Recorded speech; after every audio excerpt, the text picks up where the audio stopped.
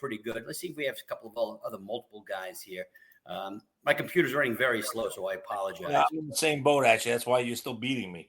Yeah, there you Jose Quintana had a decent week, so that helped. Dallas Keuchel is finally, maybe he's turning a corner because he's having a brutal season, but he had a nice game this week, so we'll see. Hopefully he doesn't have a nice one tonight against our Yankees. We'll hope for the best. Of course he will. K's, Dylan Cease.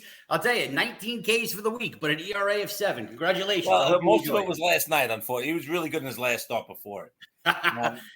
Dylan Cease has actually been very good. Last night was the first performance he was awful at. Yeah, you're absolutely right. But one of the guys that we were touting, Merrill Kelly, he was actually picked up by Clap for Jim Abbott. Got himself 12 Ks in 2 games with the victory, 2.63 ERA, which is nice. And my pick for Cy Young this year, Carlos Rodon, still playing well. 12 Ks. I mean, listen, the Giants aren't as dominant as they were last year, as we know. Right. But, I mean, listen, we won't know if the team's going to be really good until like June, July, into the dog days, and who's going to keep, if they're going to pitch like they did last year. But you always feel good when you have a giant pitcher because it seems like it's hard to hit the ball out of that yard unless your Bond's on roids. So, right. So it works. I don't know if you want to take a chance. If you need a pitcher this week coming up, Alex Cobb, he's still healthy this week, or at least this second. We'll see what happens. We'll see how long that lasts. Yeah, he had a good week last week in our league anyway. JT Brubaker is available. I advise you not to touch him with a 5,000-foot pole, but hey, he's there. Yeah, he had a good week. I got to tell you, Josh Winder had a good game for Minnesota this week. So he's a name out there, not a big name, but he might be available in your league. So go and check him out. The other thing you want to do around now, whether you're like doing really well or very poorly, doesn't matter, is now's the time when you're going to start seeing some minor leaguers really get some opportunities and get the call-ups.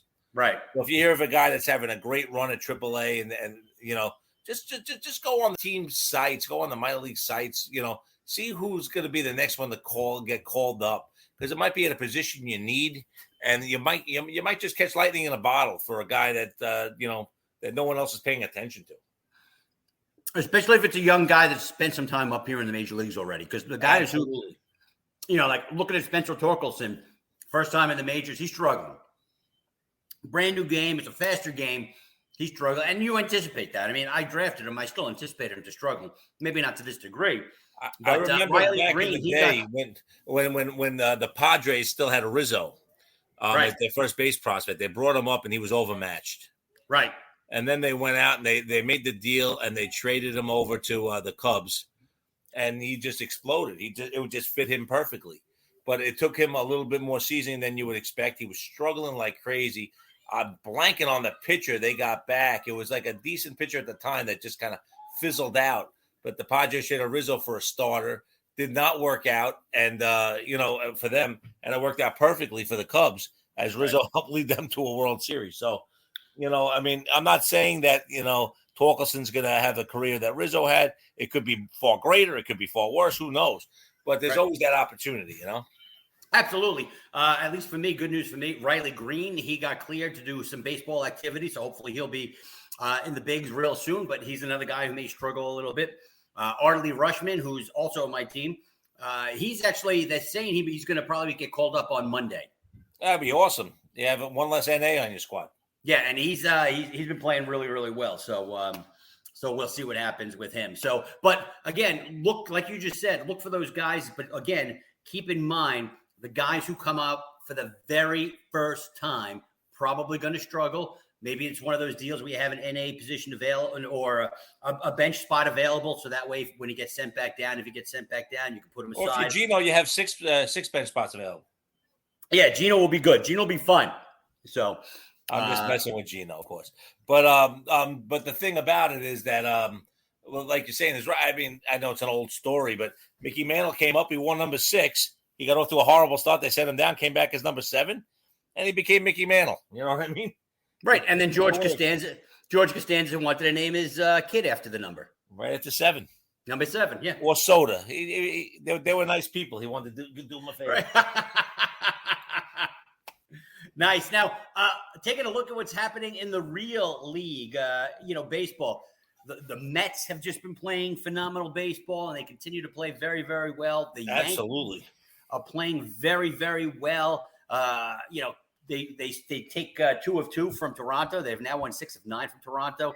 Tough game yesterday, but they come up on top 15-7 over the Chicago White Sox. Anybody who says that, they're not a good team, they're playing good teams now. No, absolutely. I mean, they've done a good job against the Toronto lineup that really beat the crap out of us last year, to be honest with you.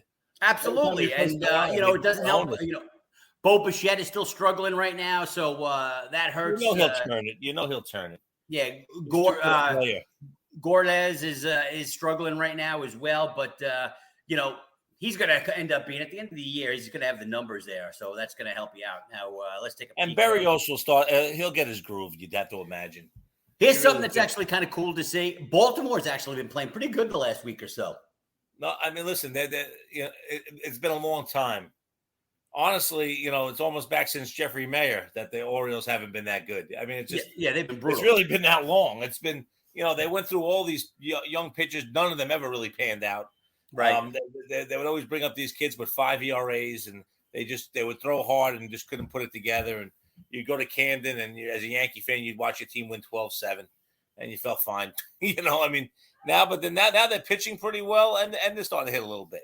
And they're doing it with that John Means. They got the kid Zimmerman, they got the kid Lyles. John Means, he's out for quite some time, so they're doing it with the kids. Maybe it's just their time. Maybe they're ready to go. It'd be fun to see them make it competitive. The Red Sox are really struggling. Oh, good. Well, good. They suck anyway. I'm just saying there are teams that you expected to be competitive. They're not really there yet. You would hope that we don't hope, but you would expect the Red Sox to make some sort of a run and get back into it. But it'd be nice if they didn't. Dude, they have blown 9-10 saves so far this year. They did not work. They did not work on their bullpen, and it shows. I got to be honest. And the funny part is they had a chance for Kenley Jansen. They decided not to take him, and now he's excelling in Atlanta. Exactly, and Atlanta's not exactly having the kind of season you expect a defending champ to have. Right. Florida's actually been a little stronger than they have so far. Oh, Florida's been playing very, very well, but they're still under 500. Actually, when you look at the American League East, everybody's under 500 except for the Mets, who are 22-11. Yeah, I mean they're really dominant. The Phillies have struggled. The Nationals were not expected to be any good. One of the things, and I've talked about it a few times, so I'm sure it's getting ad nauseum for you guys, but I'm excited. I hope the Angels hold on. Mm-hmm. And I know it's early, but I want to see Trout and I want to see Ohtani. I want to see these guys in the playoffs. I want to see what we got. Right. I want to see what these guys can do in a pressure-packed playoff series. Trout's been the best player in baseball for the last 8 years, 7, 8 years? When he's healthy. I mean, when he's healthy, but year in, year out, he's like that guy. He's like, right. There's nothing you don't like about his game. There's nothing that's not great. And yet you just never get to see him in a postseason. Also, not surprising, Clayton Kershaw on the DL. 4-0 with a really good ERA, but on the DL already. Yep. They're saying this is going to be minor, but every time he goes out with his back, they say it's minor, and then he's out for a month and a half. So it was amazing how far he slid in our draft, And that's why. I mean, he's still got great stuff. He's still a great pitcher. You can't depend on him. No, he's not going to give you as many starts as you'd like. It just makes it more challenging. It's hard to. Yeah, you're right. It's hard just to really say, okay, I'm going to get 30 starts from this guy because you're not. Right. You're lucky if you get 22 starts, and that's really where you kind of sit with him. The Texas Rangers jump out. They spend a lot of money during the offseason. Marcus Semien has just sucked so far. Seager's starting to hit, though. Seager's starting to come around. What is it? Ardolis? What the hell is his name? Garcia. Thank you. Adolis, not Ardolis. Adolis. Adolis? I believe so. I don't think there's an AR. I think it's AD. Oh, you know what? At the end of the day, he's a bust. So, got homers. He's stealing bases. Average stinks. So he's really struggling for them. So, and the pitching really hasn't worked out yet for them either.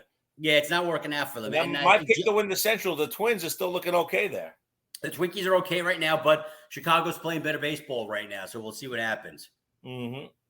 Now, quickly, what do you say we take a look at the football situation? The NFL. The schedule came out amongst other things today, this week, I should say. Right. Very, very exciting. The season's opening on September 8th. You got the Rams and the Bills. That's going to be a great freaking game to get things rolling. Well, to be honest, I'd be stunned if the Bills don't win this game. And I know we're talking that many months out, but the Bills are a really good team. And the Rams might be coming off that little hangover, and they're going to have to adjust, replace the left tackle. Odell, not back. I mean, there's going to be some things that they have to do over there. The Bills are like plus 650 to win it all next year. The Bills are a team a lot of people like. Obviously. So we'll see what happens. They're going to be a real good team. Now, your Giants kick off the season in Tennessee. On the road. Yep. In Tennessee, who's obviously a good team. So it's going to be interesting to see how the Giants come out. Mm-hmm. My Jets open up at home against the Ravens. Yeah. Which is also a tough matchup to start. The Jets' first 4 games are against the AFC North. So they open up with the Ravens, then they go to Cleveland, then they come home for Cincinnati, and then they head to Pittsburgh. So they get the AFC North out of the way right away. But you know what? They could very well get out of there 2-2. If they get out of there 2-2, I'll be excited. Right. I mean, Pittsburgh's a team in flux, even though it's never easy for the Jets to win in Pittsburgh. And hopefully they could steal one of the 2 home games and get ahead. The Giants, on the other hand, starting in Tennessee is not easy. No. And it's just one of those things where you kind of hope that they, are able to, be competitive with it. They're a good squad. The Giants should be better. If they're putting the tools around Danny Dimes, let's see what he can do. Then they follow up with a home game against the Panthers, which is definitely winnable. Yep. Then they play the Monday night game against the Cowboys. Right. And then they have the Bears.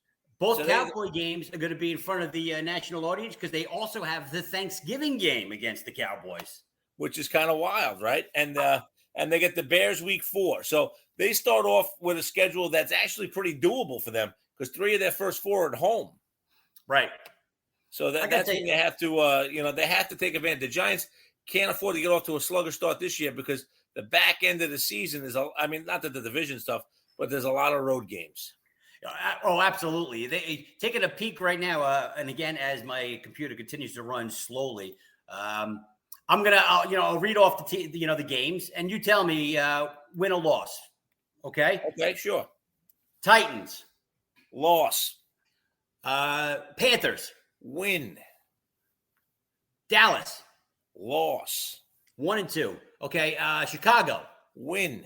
2-2. Green Bay. At Green, it's in London. 2-3. London. Loss.